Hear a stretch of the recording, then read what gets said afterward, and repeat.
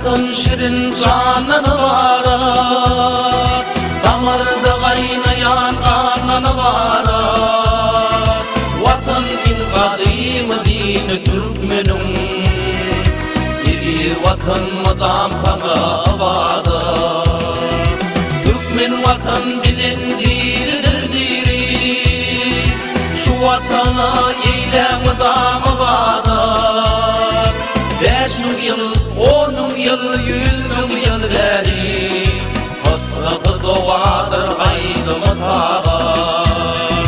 Türkmen vatan bilindirdir diri, ülke vatan karşısına övrülyer.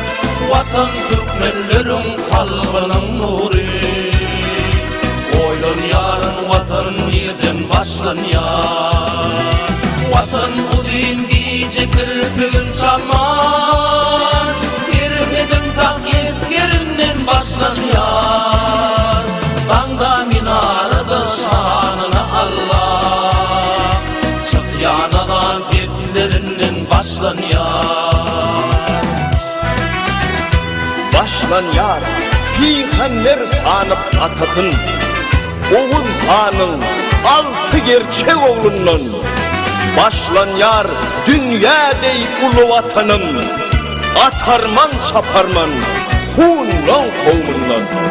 Er yigitler ediydi vatanın şiiri, nice yıl Oğuz'u doğa deyip saklan.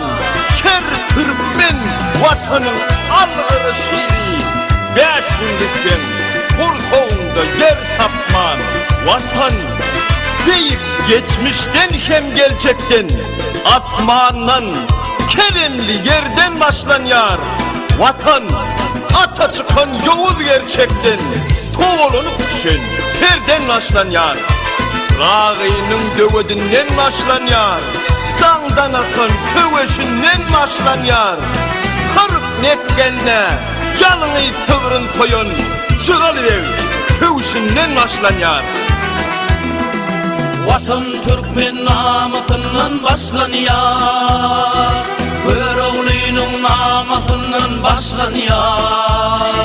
Yadilerde vatan feryadın şiir, musafirlan ağlasından başlanıyor.